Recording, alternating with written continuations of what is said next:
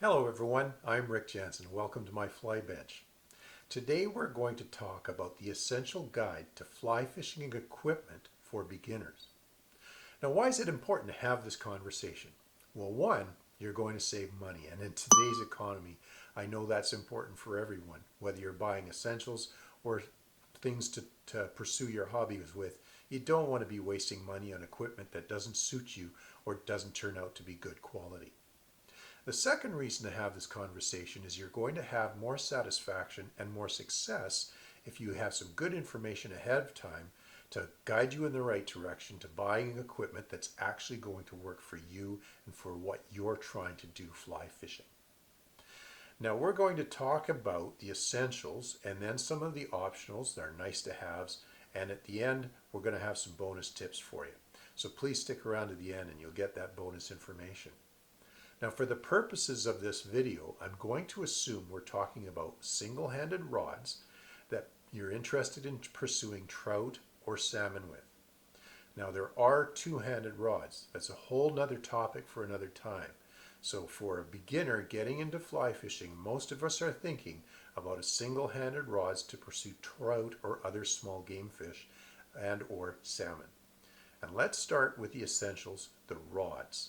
So let's start talking about rods. I'm going to hold up two different rods here and their corresponding reels, and you can see that the reels are very different sizes. You might even notice that one rod appears to be quite a bit thicker than the other. The rod I have in front here this is a weight 6-weight fly rod. This is an 8-weight fly rod. Now I've seen charts that show anywhere from 1 weight up to weight 16. Now what's with that? What's all with all the different weights? In general, the smaller the number, the smaller the fish you're after, and the smaller the water you're fishing. So, a 1 weight would typically be for very small creeks or ponds. You might be chasing panfish or very small trout.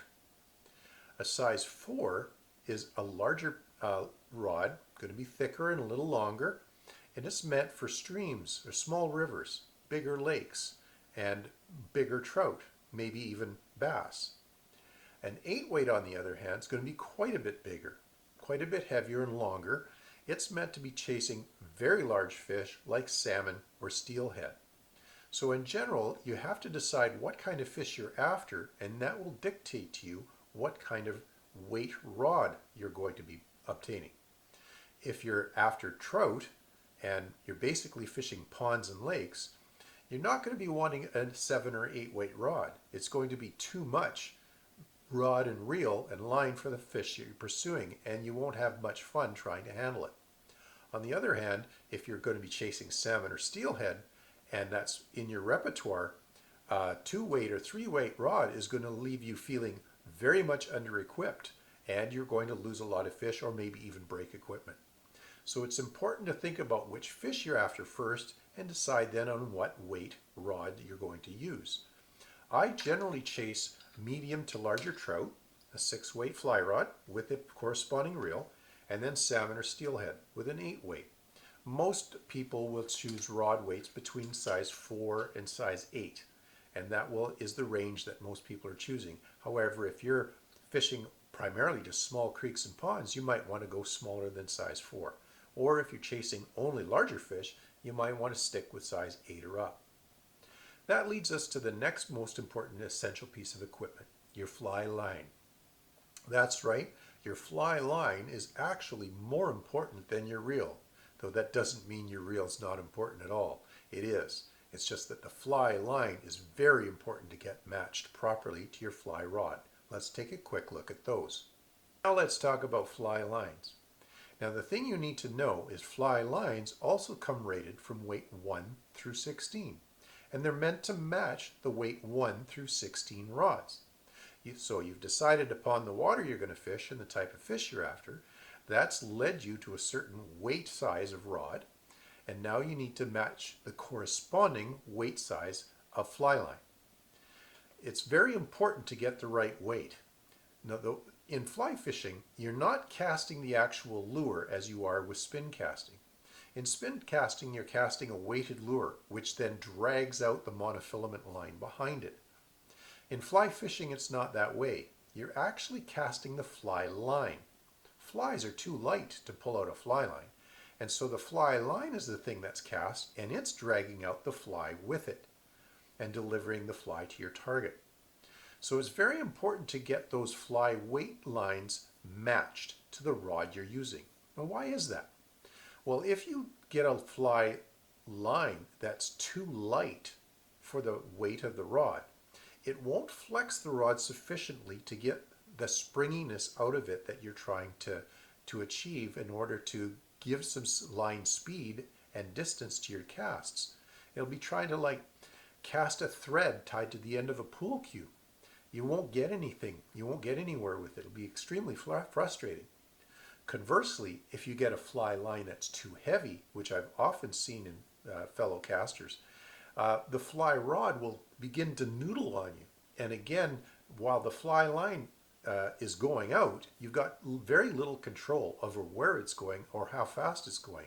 It's very hard to keep it airborne. Now, some people have advised at times to get a fly weight, line weight, that's one heavier than the rod that you're using.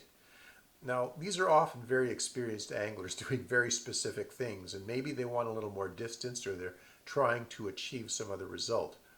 But I would highly advise against that for a beginner. You want to get the fly line to match the fly rod. You're going to avoid a lot of frustration and get the best performance out of your equipment. The other thing to note about fly lines is they come in different types. You can get full floating lines, full sinking lines, and some lines that float in the body and have a sinking tip.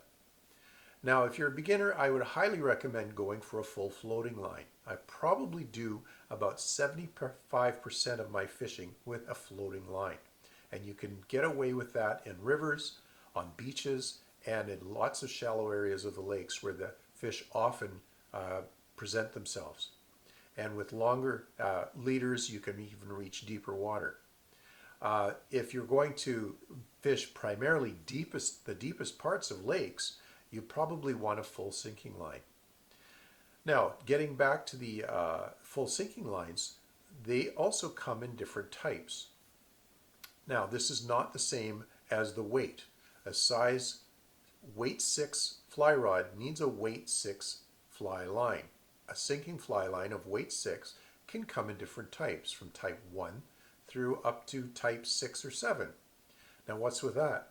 Well, the types are the sink rates at how quickly that fly line sinks per second. A type 1 sinking line will sink at 1 inch per second, and a type 7 will sink to 7 inches per second, much faster. And so, while it's still a 6-weight fly line meant to be matched with a 6-weight fly rod, it can be a type 7 sinking or a type 1 sinking. And that'll all depend on the depth you're fishing. But again, for most beginners, I would highly recommend going with a full floating fly line. Now, today's modern fly lines are kind of on the expensive side, but they're well worth the money spending on the best fly line you can afford. And the reason I say that is a good quality fly lines today can last many years if they're given some basic maintenance and care. Just be sure that you're not stepping on your fly line, dragging it in the rocks or over sand and abrasive surfaces, and that you occasionally clean it with a mild detergent or the cleaners that can be sold on the market. I've got certain fly lines I've been using for more than 10 years and they're still in fantastic condition and perfectly usable. So spend the most you can on your fly line for the quality of the line you want to get. Cheap fly lines can often be stiff, have a lot of memory, and they can be difficult to cast. So if I was going to try to save money, I might try to save it on the reel rather than the rod or the line.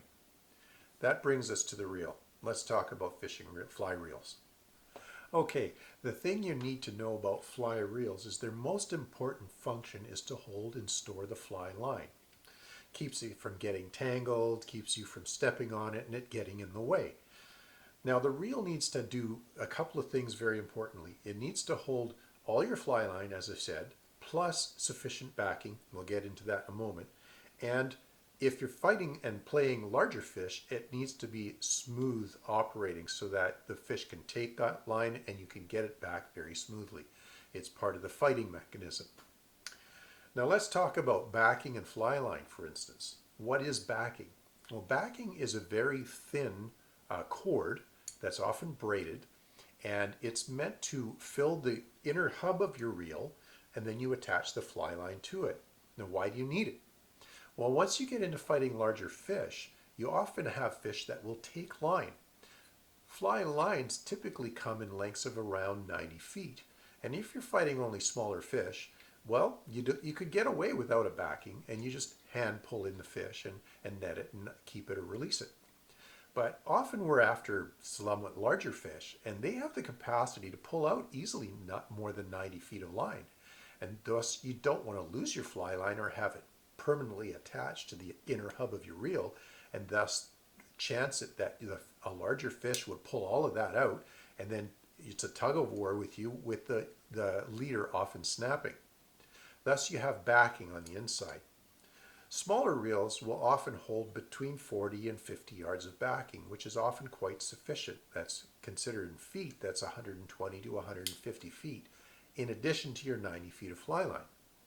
Larger reels that I have hold anywhere from 200 to 300 yards of backing. I use those to fish for salmon and steelhead.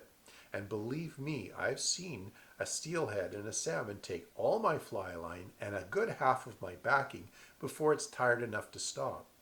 I'm sure was happy to have that backing, that sufficient backing on there to be able to handle fish of that size, because it's a shame to lose a fish of that size when you finally hooked one. So the important thing about reels is they need to be large enough to hold all the fly line plus sufficient backing for the fish you're after. The other thing I look for is simplicity of operation and drag and the ability to clean it easily. I like very simple reels to pull apart where I can wash this with fresh water if I've been using this in the saltwater setting and keep it from corroding on me. So that's what I look for in fly reels. Very smooth operation in and out. The click drag can vary from very quiet to louder to non-existent. But as long as it can hold all your fly line and sufficient backing, you're going to have a reel that's going to serve you well out in the field. Okay, you've got down the proper weight of fly rod for the fish that you're going to pursue, and with it you've got the matching fly line. Now, if you've decided on that, you've gone out and obtained a reel that's large enough to hold all your fly line plus sufficient backing for the fish you're after. Now, as you get that package put together, you realize that the fly line has got usually today a welded loop on the end, and you can't tie it directly to the fly. So what are you going to do? What's meant to make that attachment from fly line to fly? The first material you're going to need is a leader. Now, a leader is usually a tapered piece of monofilament with a very thick butt end and a very thin tapered end or point end that allows you to transfer the energy from the fly line to the fly and attaches the two together. I've shown a diagram here how they're set up, and I have on the end of that a piece of tippet. We'll get to tippet later. Fly leaders come in various lengths and sizes. Usually they're between 9 and about 15 feet long, and they can come in various X sizes or poundages. We'll avoid X's for now to avoid confusion and talk about poundages. They can come from the thin end from about 2-pound test up to about 10 or 15-pound test. Again, in general, the smaller the fish you're after, the shorter the leader and the smaller the tippet that you want. The smaller the end of the fly leader that you want. You can get away with 2 or 3-pound test. If you're chasing larger trout, you might want to get leaders that are 10, 12 feet long at end in 5 or 6-pound test.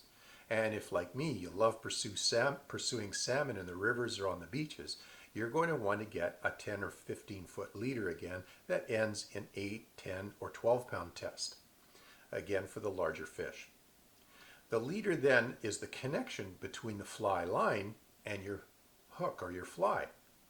Now, what you'll notice is as you tie your fly on and nip the leader, end of the leader off to change flies, either you lose your flies or you want to try something different, or you're in a different situation, you want a different fly, you're going to be slowly shortening that leader down to the point at which the leader becomes too thick to tie on your fly.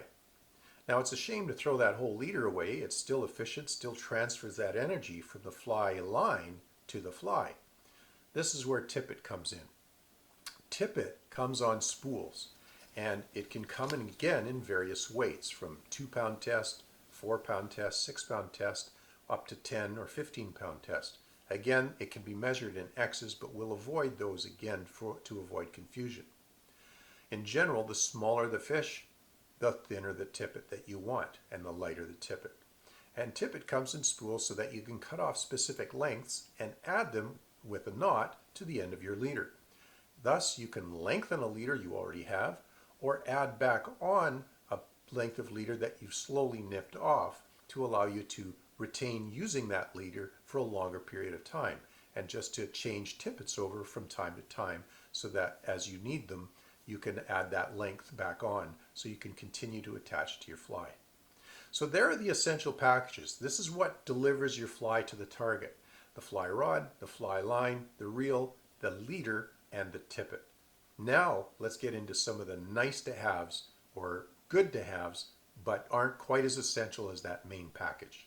All right, so now you've put together your fly rod, reel, and line, and you've got a very nice balanced package.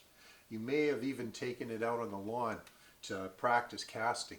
One tip I can give you there is, when you've assembled your line, run it through the guides, and you've got it all put together, you got your leader on the end, don't put a hook on it. What I'll do to practice on a back field or a playground field is I'll tie a bit of yarn to the end of the leader, and it helps me see where that end of the leader is and where it's landing, and it doesn't present a hazard while I'm casting where I'm not going to actually catch any fish and there's no water. It doesn't snag on anything either. So a little bit of bright yarn on the end of your leader, and away you go to the field and try to do some casting and learn to try to hit little targets. I used to throw around a frisbee. I try to hit dandelions with the little tuft of yarn and see if I can land it on the dandelion or under a bush somewhere without tangling the bush. It's a great way to get the feel for the system and the kit so that you can be proficient with it when you first hit the water. So now you've got that put together. There might be some other things you need.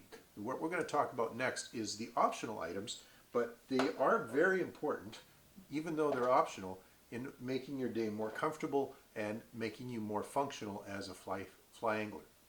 Now these different items will depend on whether you're going to be fishing from shore, wading a river, wading a beach, fishing from the shore of a lake, or whether you're going to be fishing from a boat.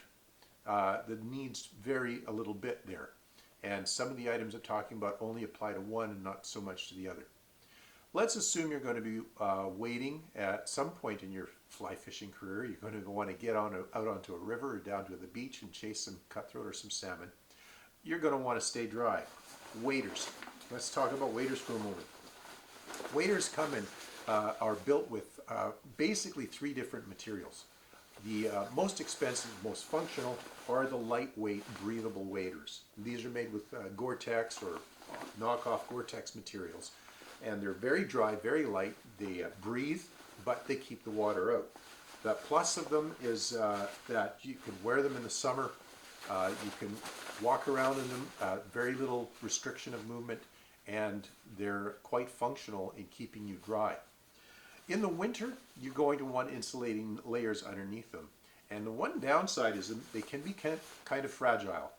Not in terms of wear and tear, general wear and tear, but in terms of punctures. If you're walking brushy trails with natural bushes that have thorns and thistles, or you're sitting on driftwood or logs that have stickers and slivers in them, it's not the best material for that. A very little pinhole can lead to a leak that's going to leave you cold and wet. And they can be difficult to find. There are different ways to do that. I may put out a tutorial on how to repair waders in the future. But they are kind of prone to that. So you've got to be a little bit mindful about where you're going and what you're doing with the waders in order not to puncture them. They're not as fragile as, say, a balloon that you blow up for a birthday party. Not that fragile. But they do spring leaks from time to time, and you need to be aware of that and take care of them in a likewise manner. Now you notice these waders, These are called stocking boot waders. That means they don't have a boot, they don't have a sole. They're not meant to be walked on like that. You need some boots to add to those. And that's something to be aware of too. You can get the breathable waders with boot foot already on there. Some people prefer that. I prefer the stocking foot because as my boots wear out, I like to get a new set. And this is an example of a pair, one wading boot. A lot of wear and tear on this particular model, but they just go over the stocking foot, and they provide the tread that you need, the traction on slippery surfaces, and they protect the boot of the wader and keep sand and gravel from abrading it. The other wader material that's very common on the market is neoprene. Neoprene, of course, is a manufactured artificial rubber. It's got insulative properties and it's quite stretchy. And you can get neoprene in various widths from like 3 millimeters thick to 5 or 6 or 7. In general, the lighter, thinner neoprene is meant for spring, summer, warm weather wading, and the thicker neoprene is meant for winter and cold weather wading. Neoprene has a great reputation. It's been around a long time. Those waders also come in boot foot or stocking foot styles. It's quite durable. The only downside to it is it can restrict movement somewhat, and it can be quite hot, especially in the summer. Otherwise, it's a material that's time tested and proven, and they sort of fall in the mid-range. They are less expensive than the breathable waders by quite a large margin, and you can usually, with good care, look after them. You can use them for quite a long time. Again, they can be punctured. Not quite as easily as the breathable waders, but it can happen. And finding the leaks on them can be a bit of a challenge, but you can patch them up if you do spring leaks. The third kind of wader, the least expensive kind, are the rubber waders. I have a set of them here. You can get rubber waders in a lot of places. They've been used for decades, maybe even near a century now. I have a set of boot foots here. They have the boot built right in.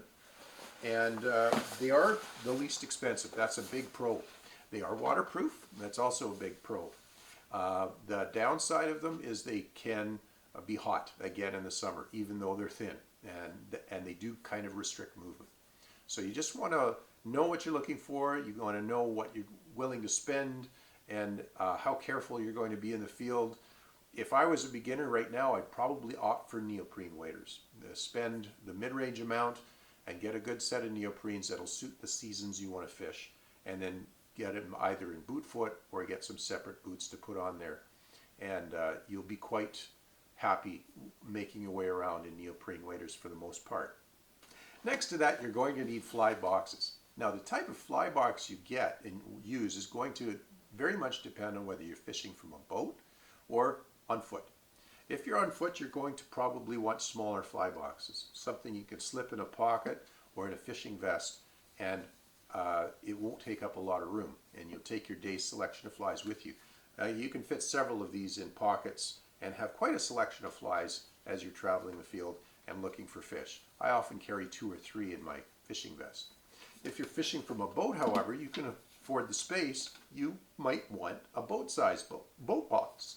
This carries hundreds of my favorite flies, and it's a bit bigger, costs you quite a bit more money. I wouldn't want to be packing this around when I'm on foot, but it's a great idea to have if you're fishing from a boat. It puts all your flies in one place, and that simplifies where you're looking for your fly box. It's also pretty obvious. You're not going to drop one and not know where it is.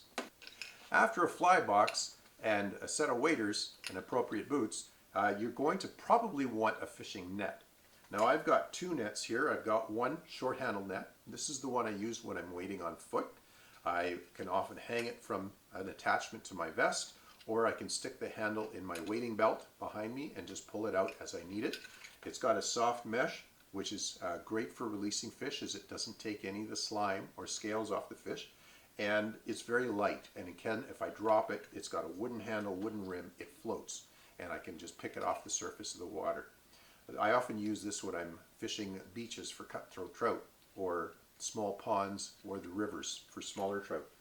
If you're fishing from a boat, however, you might want a long handle net, something like this.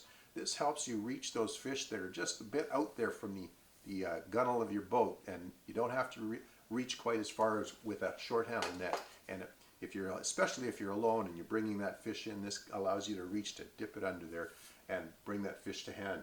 Again, it's the soft rubber mesh, great for releasing fish if you want to do that. So those are some of the nice to haves. They're great pieces of equipment. They kind of border on the essential, but you can do without them, although your fishing days are going to be a little more challenging if you don't have those things. If you just got to, you can get away sticking a few flies in your hat, wading wet in the summertime, and just releasing or keeping those fish by hand. You can do without all of these things if you don't want to spend the money, but having them is going to be a real comfort to your fishing day and make it a little more successful. Now let's just talk about some of the optional things that you might want at some point. All right, just a couple more items that we can talk about to help make your day a little bit easier, but again are not essential. They're much lower on the list than nets and things like that. Fly vest. A fly vest is really nice to have. A lot of pockets on it. I've got pockets all over the place on this. I can carry multiple fly boxes, leader, tippet, extra tippet, and a few other items I might want, even a snack. It's a great little item to add, and then you can slip it off when you're driving around and put it back on when you're going out to fish, and it just keeps your hands free and allows you to pack a lot of other things. There are other ways of doing that these days. A lot of guys go with something like a fanny pack that's worn the front, or a chest pack, and or a backpack even to carry their gear. I haven't invested in those to this point. They come, they go, some of these trends, and I like to see if they're going to stay for a while. The vest has been around for a very long time. But again, it's not essential. I often go without it. Just stick a box of flies in a pocket, a jacket pocket, a little bit extra tippet, and away I go. That's the great thing about fly fishing. It is so simple and so clean and easy to go out without a lot of cumbersome gear. So it's one of the things I love about the sport. One of the things that you might want to, if you intend on keeping fish for dinner, for the table, you want to keep them as fresh as possible. A creel of some sort is nice. Now back in the day, they used to weave these basket creels, and they're still made and still in use today. But I prefer something a little more light and functional. I can take a burlap sack like this, and I flip it over my shoulder, and my hands are free to fish. If I've got something, I stick it in the bag. I can even wet the bag, and it helps that the evaporation helps the cooling action, keeping that fish fresh for dinner and keeping that fish away from my body. And I always know where it is. It's out of the way and I can fish. So now we're going to talk about the bonus section. What have I got for you in the bonuses? Let's take a quick look at that. One of the nice things to know that is when you're buying your initial fly rod kit is that they often come in a package now. You can get the whole thing set up for you, rod, reel, and line, all perfectly matching in your local sporting goods store. The nice thing about that, it takes a lot of those decisions away. You might want to ask, is it a floating line, a sink tip line, a sinking line, what have you got on there? And then when you've done that, you can often buy extra spools for your reel so that you can get alternate lines. So maybe I've got a floating line on here, but I'm fishing a certain part of the lake where I want to fish down deep. If I have an extra spool, I can pop this off, this floating line off, and stick on the spool that has my sinking line. I've just got to rethread the rod and away I go. I'm fishing the same lake with one rod, two spools of line. It's very simple. Most reels are sold with extra spools these days, and it's good to know that you can pick those up and use them to expand the amount of water that you can fish with just filling a few more spools with different lines. A bit of advice in terms of where to shop. I would avoid the big box department stores as they often don't have people on staff who actually know fly fishing. They'll have the gear, but it'll often be subpar and you won't be very happy with it. The big box sporting goods stores, on the other hand, will have knowledgeable staff, well-assembled packages that are ready for you to take out and go fishing right away. So those are a fine place. Better yet is a local sporting goods store or a dedicated fly shop, where again the packages are put together by experts who can actually match them to what you want to do. So there's the bonus section. You can buy a package already set up for you and where to go looking for it. I hope it helps you get started in the right direction on your journey as a fly angler. You're going to have a lot of fun, and I envy all the things you're going to experience as you grow as a fly angler. And once you've done that, you may get interested in tying your own flies. What a reward it is to catch a fish on something you created at your own fly tying bench. In that case, you may want to check out some of the other videos on my channel to see how you can tie some effective flies for trout or salmon. Thanks for watching. I hope you come back. Bye for now.